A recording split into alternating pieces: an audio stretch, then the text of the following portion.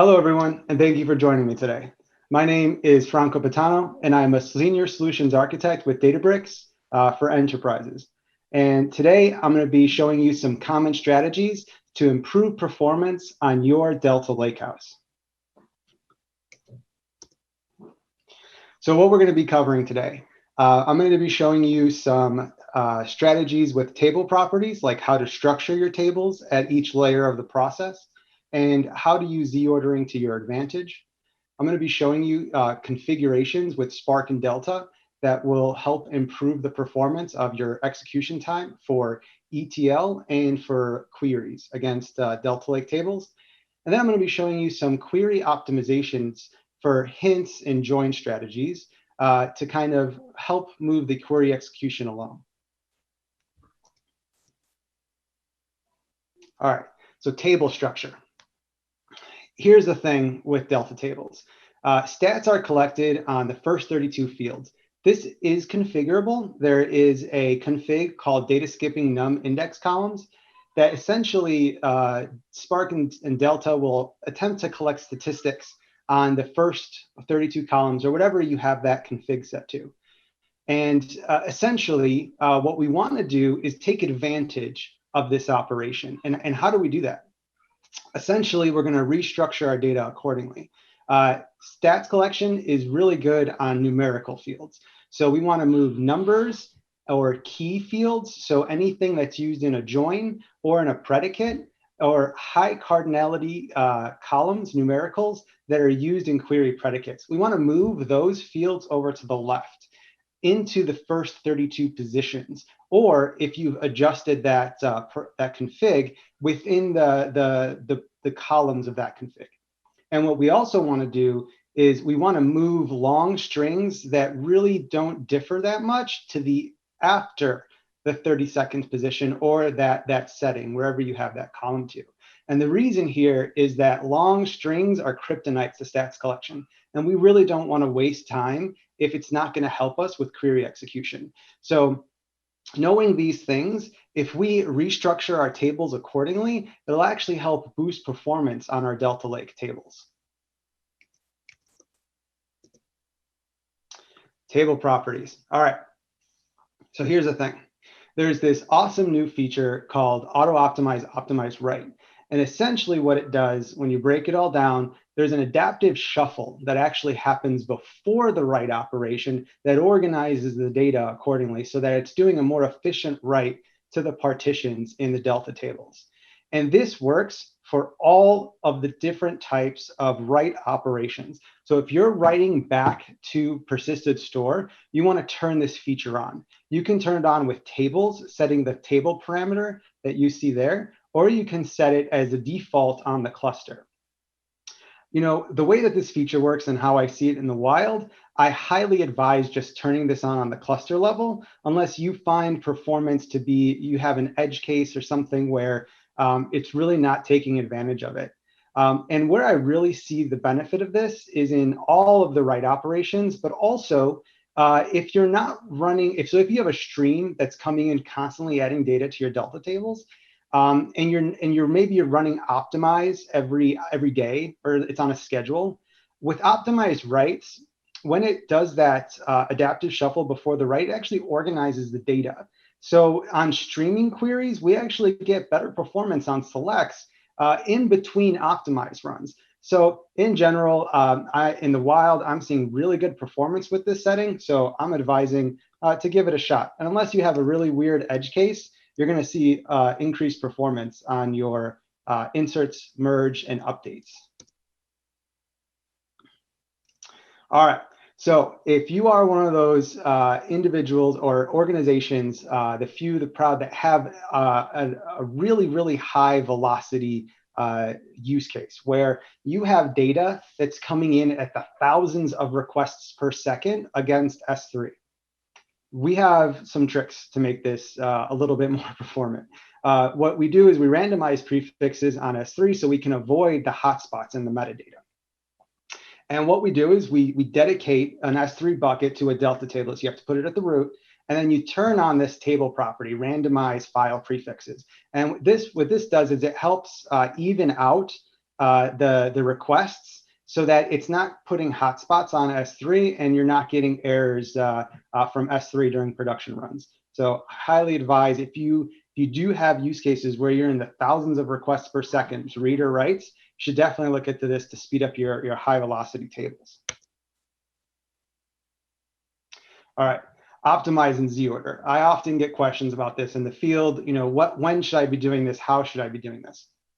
So what you want to be able to do is essentially what optimize in Z order is optimize will bin pack our files for better read performance, and Z order will organize our data for better data skipping. So data skipping is already included with the stats collection that we talked about a little bit earlier. But what Z order does is it actually organizes that data so that range selections are more effective. So data skipping becomes more effective when we organize that data. So how should you be doing this? How should you be organizing that data? So commonly, so if you're in like the data warehousing realm, or if you have those types of ETL jobs, what you want to do is Z order by the keys. So the primary foreign keys in your dim and fact tables. So common join operations, and remember on numericals. So keys are very common to be numbers between tables. So we want to Z order by these keys. So on very large fact tables, we want to kind of take a look at those as prime candidates. And then if you have like ID fields, so if you don't have traditional dim and fact tables, but if you have keys that are being joined on by different tables, right? We want to, maybe want to increase in performance on those joins. You want to use that, you want to Z order by that key. That's going to make the execution more efficient. And then very commonly, if you have query predicates that have high cardinality, you want to Z order by those because you're going to get excellent performance improvements by leveraging Z order. All right, so we talked about high cardinality. What exactly does that mean? How should I be thinking about this? Where does partitioning come into play? Like how should I balance these things? So essentially, this is how I see the world, and I provide a little bit of examples here to be able to visualize and understand what's going on here. So essentially with partitioning, what you want to go, most commonly people use date. That is a very good candidate, because if you think about how data comes in, usually there's a cadence to date, right? You'll get n number of equal records per period of time. And so date is a very common thing to do. But let's say you have an instance where date isn't an option or something like that. Essentially, partitioning is good when we create about a gigabyte partitions a piece per partition. So we want regular cardinality. We want something in the middle for partitioning effectiveness. And you could see some examples there of common repeatable data. But essentially what you're aiming for is to create nice even chunks of data of about a gigabyte in size. And that's where you're going to get the most effectiveness for partitioning. Z order, on the other hand, is a kind of a different case. What you want to do to optimize for Z order effectiveness is high cardinality columns. And in particular, items that will increase or decrease, they have ranges, you can order them. That's where you're going to get the most effect, because essentially with data skipping, which is the key to performance on these types of queries, takes advantage of min-maxes on numericals. So Z order will help with the high cardinality columns, and then partitioning, we want regular cardinality. And in general, this is how things work and how you can think about those two constructs. All right, so now we're going into some parameters. There are some new things that came out in Spark 3. One of my favorite is adaptive query execution. And I'm going to go through a few of the optimizations and how they work in order to explain a little bit about what's going behind the scenes, and to kind of let you know why you should be turning these things on if you have those types of use cases. So adaptive query execution, you should turn it on first off, right? So you want to enable that. This is default on Databricks runtime 7.3 plus, awesome. But just in case you're using a different runtime, if it's previous to 7.3, has to be on 7.0 plus because this is Spark 3. What we want to do next is there's a new feature in adaptive query execution called coalesce partitions. If you've ever had to mess with the SQL partitions in order to tune performance on your job, you know that you kind of have to query the cluster to figure out how many cores you have. and then you wanted a multiple of that. There's a lot of math that goes on, but this can be made significantly simpler. Essentially, what happens here is that the optimizer will attempt to coalesce the SQL partitions down in order for it to make sense for the execution of that query. So, I just set this parameter to turn it on because then I just let adaptive query execution manage my SQL partitions, which is excellent. So if you might have skewy data where there's more data on one side of a join than the other, what you want to do is play around with the adaptive skew join configuration. I have found that turning this on really helps with queries that would have skew in the data. And it's less for me to manage. I can just turn it on, and if it's there, AQE will just kind of manage it. If not, it kind of really doesn't hurt very much for the testing that I found. So I suggest turn it on and take advantage of that. It's also another feature that I really like, especially if you use different types of cluster instance types. And I'm going to be explaining a little bit of this in the demo section, but essentially the local shuffle reader, instead of communicating over the network on shuffle, if the cores are within the same box, it'll attempt to use the local shuffle reader instead of going over the network, which actually improves performance when you do have shuffle in your jobs. So I recommend turning that on. And then the join threshold. So very commonly, the broadcast hash join is one of the, it turns out can be very, very performant in a lot of our queries. So the key to that is we have to broadcast the smaller side, right? There's a big table. Think of like dim fact tables, right? Fact table large, dim table small. A lot of times that dimension table could be larger than the default. Default here is 10 megabytes. But the cluster actually has enough memory to broadcast more. So if we increase this value, we can actually increase the likelihood that the plan will broadcast that smaller table. So I recommend bumping this up to 100 megabytes. You could play around with different configurations, but what I found in most use cases in general, 100 megabytes is a good place to start. And then finally, not to prefer sort merge join. Sort merge join was great. It kind of, for big data, it provides an excellent execution mechanism to kind of manage that at execution time. Unfortunately, most often than not, with a lot of the most common queries, what we find is that we don't actually need sort merge join. We actually need like a broadcast hash join or something like that. And we don't want it to use that. So here we're going to say, hey, you know what? Don't prefer sort merge join and see how that works. And I'll kind of show you a little bit about how these parameters can help out a little bit later. All right, now the Delta configs. First things first, turn the cache on, especially if you're doing ETL or if you're doing queries. This is enabled by default on cluster types in Databricks that say Delta cache enabled, but some cluster instance types, what I'm going to talk about in a little bit when we get to the demo, don't have this turned on by default, but they actually do have locally attached fast disks, which Delta cache really, the proponent of it is the locally attached fast disks. So if you are using a cluster instance that does have that, but it's not in the Delta cache accelerated, turn this on. You will get much better performance. And then, the key here is the faster the disk, the better the performance. You can enable it on clusters that don't have fast disks. So if for some odd reason it has a hard drive or something, it still is a little bit more performant, but on NVMEs, you're going to get much better performance. All right, Delta cache staleness. This one's interesting. Sometimes because the Delta cache is loaded, right? When you query when you do a subsequent query, or your query is taking advantage of the Delta cache, oftentimes at the beginning of the query, it will do a check to see if the cache is still valid, meaning that there hasn't been any new data coming in.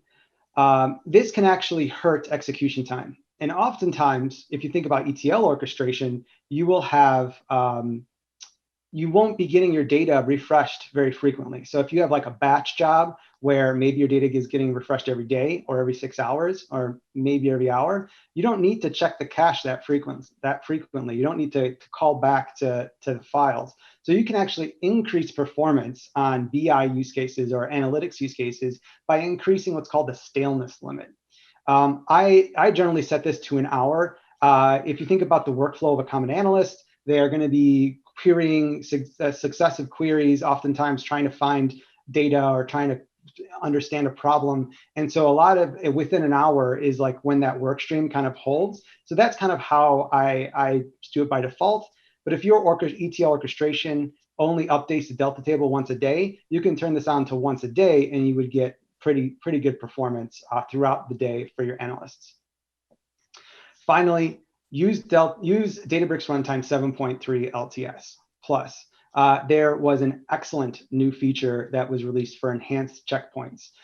You can turn it on 7.2 with the Delta config checkpoint write stats as JSON. Essentially, it eliminates a deserialization step in the checkpoint process, which speeding up the latency on short queries. So definitely turn this on in BI use cases. And make sure when you're writing Delta tables, you're using 7.3 plus, or you're going to have to mess with different levels of support for this. I just recommend using 7.3 plus. Okay, so now what happens if adaptive query execution isn't getting the hint, right? There might be, I wanted it to prefer broadcast hash join, but for some odd reason in execution time, it's doing sort merge join. I'm going to give it a hint this time. So we're going to strongly suggest, hey, take a look at this. And you could do that by these, putting these query hints inside your SQL statements.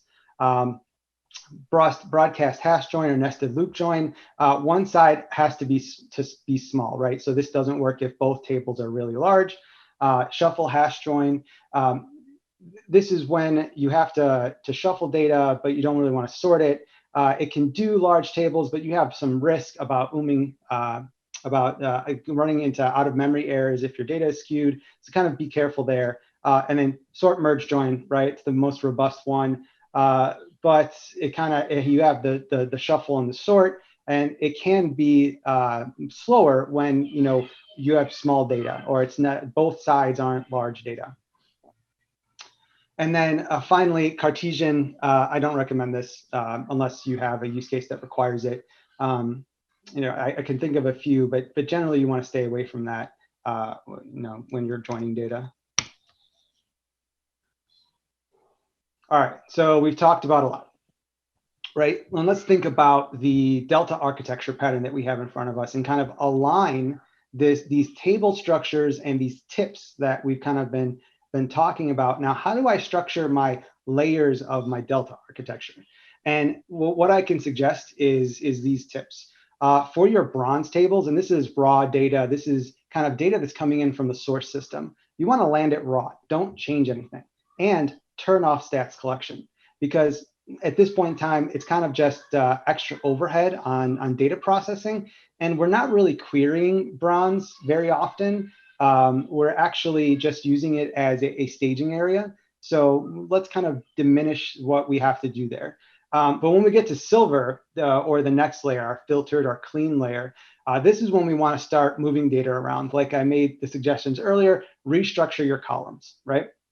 Move the keys and the numericals to the left of the data skipping index columns, or 32 columns, and then move your long strings to the right of that property. And that's going to help out with stats collection. And then when you want to do optimize in Z order on those fields, they're going to be within those columns so that Z order is effective.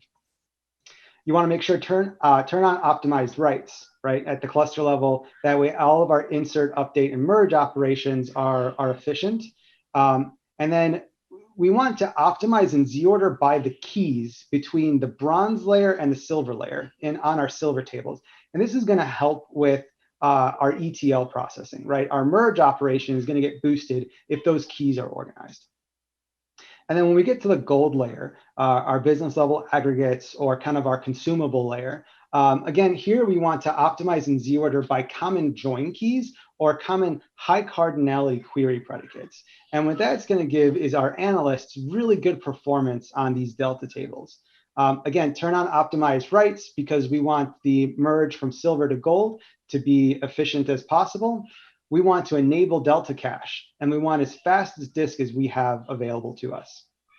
And then on these clusters, let's turn that staleness limit up to align with our ETL orchestration. So if it's every hour, you could do 1 hour. If it's every day, you could do 1 day. And this is going to help manage that delta cache and make that experience more performant for our analysts at runtime. All right, finally, some pro tips. Always use the latest Databricks runtime. We're constantly improving performance and adding features. You want to make sure you're taking advantage of all that engineering brilliance and use the latest runtime.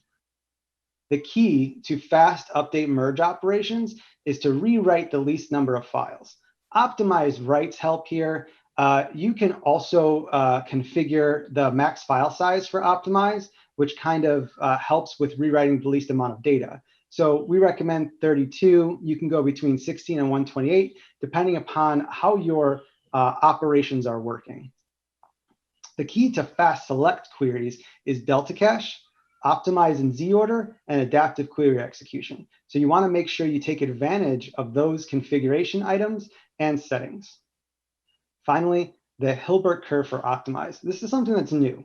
So it's kind of a little bleeding edge. You might not want to put this in production, but you might want to test it out in your pre-production systems to see what kind of performance you're getting. It's the multidimensional curves that we use right now is the Z order curve. And if you look at it in dimensional space, it kind of looks like a Z. That's why it's called Z order. Hilbert curve is actually looks like a U. It's a different curve, different math. Essentially, what we're finding is that Z order curve is really effective for like 1, 2, or 3 columns that you're Z ordering by, and then the effectiveness kind of falls off. It's not like this bell curve to how many columns you're optimizing and Z ordering.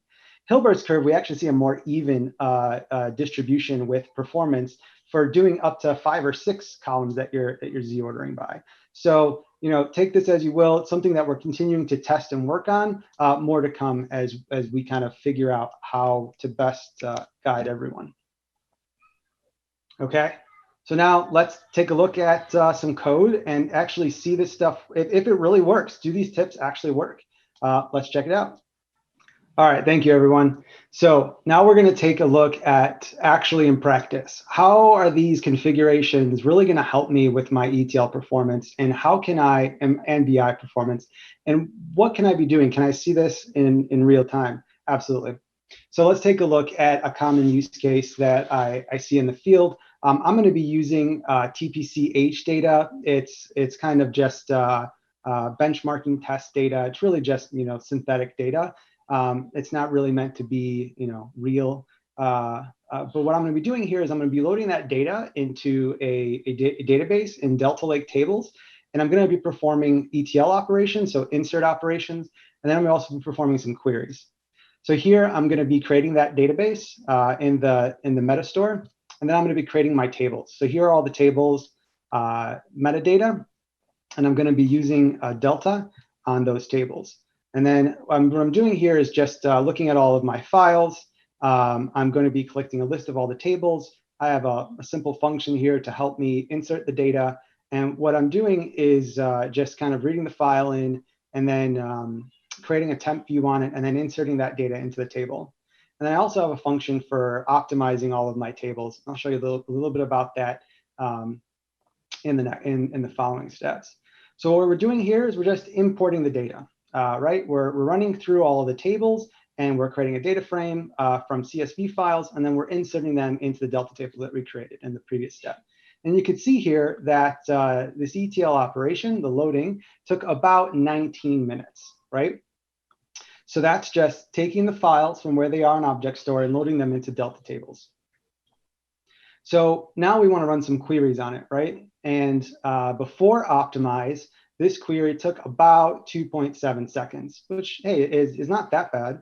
But what I want to do now is I want to actually take a look at what Optimize and Z-order really provide me in execution time, right?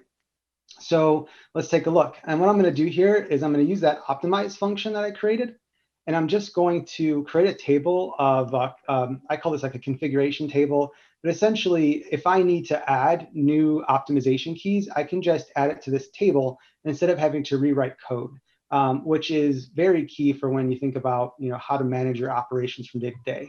So I'm just going to create a simple table, and each column here is the table name, and then these are the keys of that table, the join keys. I'm just going to run through those and I'm going to optimize them. You can see here it took about 17 minutes to perform on this cluster. And then after my optimize in Z order, my query went down to about 1.4 seconds. So if you think about before the optimize in Z order, it was about double the time than it was to perform it after the optimize in Z order. So that's the type of effect you can have on just leveraging optimize in Z order. Now you might be thinking to yourself, is that really the best that it can get? Absolutely not. We need to optimize all those configurations.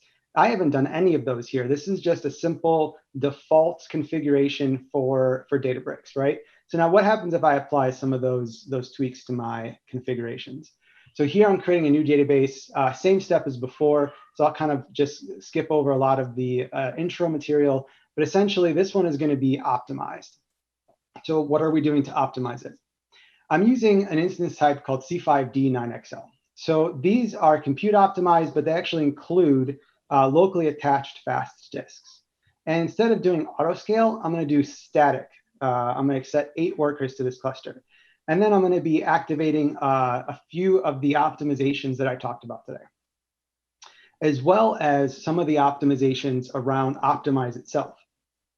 So let's take a look. I created all my tables, I created my functions, and I processed all of my data. This time, it took 1.03 minutes. Let's just go back. How long did that take on the previous cluster? 18 minutes. It's a significant performance improvement.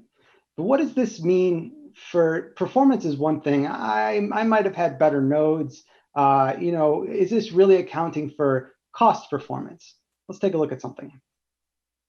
The instance types I used for the previous step was i3XL. And that's kind of the information about it. What you want to know is it's about $3.312 per hour, right? If I were the same job that took 20, we're just rounding up to 20 minutes and 2 minutes at this point, even though it really wasn't 2. If I look at cost performance, right, running it on the better cluster type actually is cheaper if you consider execution time. Because remember, folks, in the cloud, it's all you pay. Everything is metered, so you pay infrastructure over time. So if I can finish faster, it could be cheaper. And in this instance, it was about half as cheap. So you want to make sure that you solve for the right things. Here, not only did we solve for time, but we also solved for cost. So let's take a look at what the execution time was for doing this. So this query, we just inserted the data, right? And we turned auto optimize on. And here we see, before we even run optimize yet, we're getting performance of about 1.4 seconds, which is actually pretty decent. So let's actually optimize in Z order by those keys and see if we can improve performance a little bit. And what we get is performance going down to about these aren't nanoseconds, so it's less than a second, but 332 nanoseconds. So we're talking a significant performance improvement. So this is great. So we covered kind of ETL performance, cost and time performance. Now let's take a look at some SQL analytics use cases, like actually querying the data itself and some of those optimizations. So here what I'm doing is I'm using those optimized tables and I'm saying select the data. So this is before doing any of those configuration items that we talked about. And first run on this, it took about 6 seconds. So 6.6279 on this query. So this is just a cold boot. It's not using Delta cache. I kind of removed the cache beforehand, and that's how long it takes. Not bad. Can we get any better? So this is an optimized cluster. So using those optimized Delta Lake files that I generated in the ETL optimized step, now I want to analyze that data, right? So here I'm not using the C5Ds, I'm using the i3XL. It's a very important thing to keep in mind. And then I'm doing all of those other configurations. So before the Delta cache is even loaded, I have about a second. This query took about 1 second to execute, which is pretty good if you're thinking about a cold boot, right? So that's what those configurations really gain. It's really good instantaneous query execution. And then now what happens if I leverage some of the Delta cache? Wow. So I'm getting down to the 300s again, like I did before. So the key here is that the Delta cache is really, really important. And even if you're not using a bigger instance type, even if you have locally attached fast disks, which the Delta cache accelerated types have, that you're still going to get good performance. So that's why I always recommend to use the right instance type for each type of operation. When we're talking ETL, and optimize, compute optimized instances with locally attached disk are really good. Thank you everyone for joining me today, and I hope you have a great summit.